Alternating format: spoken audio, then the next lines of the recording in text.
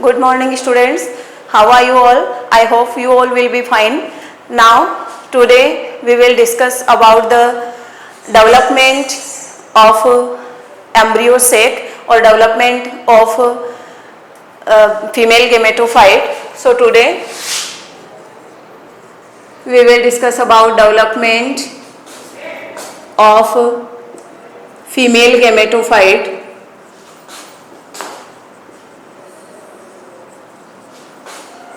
or embryo sac. Mainly today we will discuss about the monosporic development. Monosporic development of female gametophyte. What is the meaning of monosporic development? What is female gametophyte and what is embryo sac? Now, in the process of megasporogenesis, we have discussed that a megaspore mother cell, MMC, megaspore mother cell undergoes the meiotic division and form four megaspores. For haploid megaspores, this megaspore mother cell will be diploid cell, and by the meiosis cell division it will form four haploid megaspores. Out of four haploid megaspores, three megaspores will degenerate. And only one megaspore will be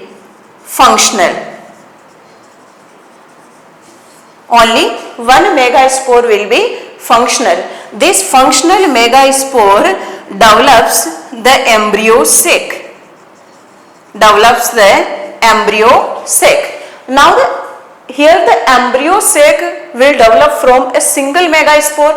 That's why it is called as monosporic. Mono means single or one. Mono word we use for one, and sporic spore. That means एक ही spore से embryo sac का या female gametophyte का development हो रहा है, इसलिए अपन इसको कह रहे हैं monosporic development of female gametophyte और एम्ब्रियो सेक, जो मोस्ट ऑफ एंजियोस्पर्म्स के अंदर होता है. ठीक है, अब देखिए अगर अपन डिस्कस करें एक स्ट्रक्चर की, मेगास्पोर की स्ट्रक्चर की, और यह मेगास्पोर किस तरह से एक कंप्लीट एम्ब्रियो सेक को डेवलप करता है, कंप्लीट प्रोसीजर अपन यहाँ पर डिस्कस करेंगे. तो एक मोनोस्पोर की मेगास्पोर की स्ट्रक्चर अपन डिस्कस करें तो एक मेगास्पोर अपन बना रहे हैं इस तरीके से. ये इसका न्यूक्लियस है और इस तरह से ये क्या है, एक मेगास्पोर जो फंक्शनल रहा है, जो फंक्शनल मेगास्पोर है इसकी बात है. अब इस फंक्शनल मेगास्पोर में जितने भी डिवीजन होंगे वो सारे फ्री न्यूक्लियर डिवीजन होंगे. जितने भी डिवीजन होंगे वो फ्री न्यूक्लियर डिवीजन होंगे. अच्छा, अब अपन इनको फ्री न्यूक्लियर डिवीजन क्यों बोल रहे हैं ये अपन आगे डिस्कस करेंगे. जैसे ही थोड़ा टॉपिक हो जाएगा उसके बाद में अपन डिस्कस करेंगे कि इनको फ्री न्यूक्लियर डिवीजन क्यों कहा है. ये जो न्यूक्लियस है मेगास्पोर का, फर्स्टली माइटोसिस डिवीजन से डिवाइड होगा और बनाएगा टू सेल्ड स्ट्रक्चर. अब दो न्यूक्लियस बन गए, टू न्यूक्लिएट स्ट्रक्चर का फॉर्मेशन करेगा. टू न्यूक्लिएट स्ट्रक्चर का फॉर्मेशन कर लिया. अब फर्दर इसके अंदर साइटोकाइनेसिस नहीं होगा, साइटोप्लाज्म का डिवीजन नहीं होगा, ना ही कोई सेल वॉल, सेल मेम्ब्रेन का फॉर्मेशन होगा. ओनली और ओनली जो है कैरियोकाइनेसिस होगा. ओनली और only karyokinesis, that mean division of nucleus. Division nucleus का ही डिवीजन होगा. अब इस टू न्यूक्लिएट स्ट्रक्चर के अंदर इन न्यूक्लियाई में, दोनों न्यूक्लियाई में फर्दर सेल डिवीजन होगा तो 2 से 4 न्यूक्लियाई का फॉर्मेशन हो जाएगा। 2 से 4 न्यूक्लियाई का फॉर्मेशन हो जाएगा।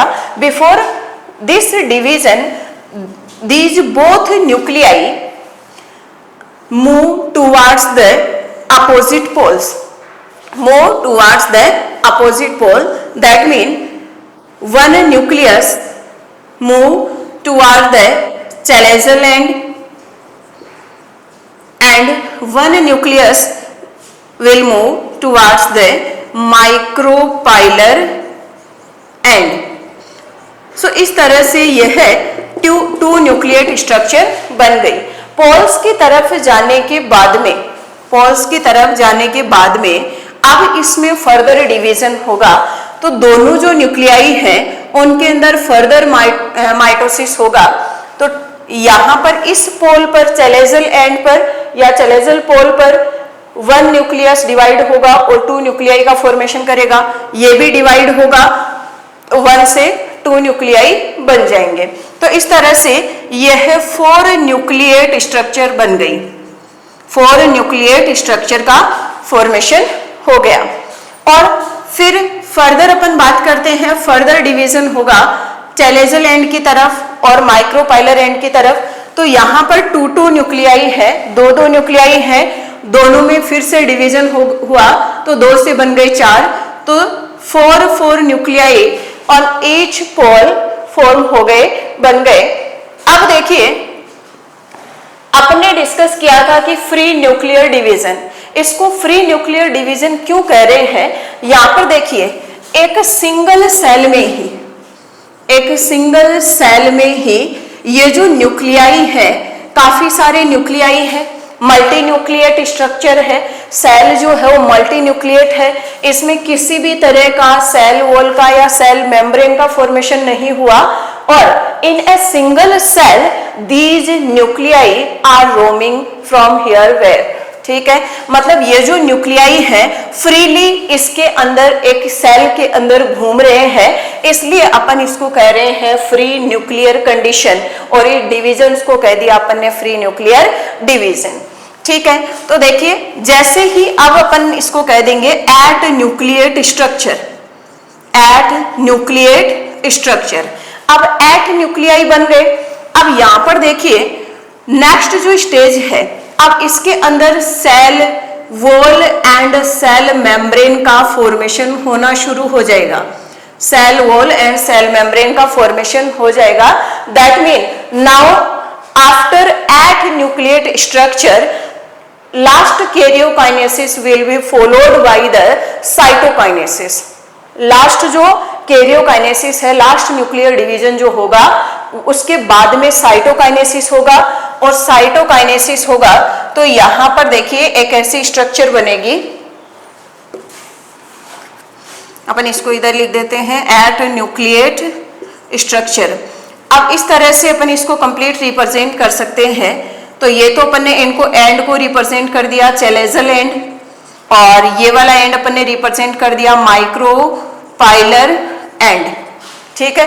ये तो अपन ने रिप्रेजेंट कर दिया चैलेजल एंड और ये माइक्रोपाइलर एंड। अब देखिए इस चैलेजल एंड की तरफ जो है वो 3 न्यूक्लियस, इधर 3 सेल का फॉर्मेशन हो जाएगा इस तरह से। चैलेजल एंड की तरफ जो सेल्स बनेंगी 3 सेल्स, इन सेल्स को अपन कहेंगे एंटीपोडल सेल्स, इनको अपन कहेंगे एंटीपोडल सेल या फिर एंटीपोडल्स भी अपन कह सकते हैं। तो देखिए इनको आप याद कैसे रखोगे, एक ट्रिक से इनको आप याद रख सकते हो कि चैलेजल एंड की तरफ एंटीपोडल्स ही प्रेजेंट होती है, तो इनको एक ट्रिक से आप याद रख सकते हो AC, antipodal cells towards the chalazal and और चैलेजल पोल, ठीक है। अब इस साइड में भी माइक्रोपाइलर एंड की तरफ भी 2 जो सेल बनेंगी, 2 सेल तो बनेंगी सिनर्जिड्स। जो ये 2 सेल्स बन रही हैं, ये दोनों सेल्स हैं सिनर्जिड्स। दोनों जो सेल्स हैं वो हैं सिनर्जिड्स। इन सिनर्जिड्स के अंदर सेल वॉल की थिकनिंग से कुछ फिंगर लाइक स्ट्रक्चर्स का फॉर्मेशन हो जाता है। इस तरह से इन फिंगर लाइक स्ट्रक्चर्स को अपन कहते हैं फिलीफॉर्म एपरेटस। फिलीफॉर्म एपरेटस जो मेनली पोलन ट्यूब को गाइड करता है, पोलन ट्यूब को गाइड करते हैं टुवर्ड्स द एग सेल।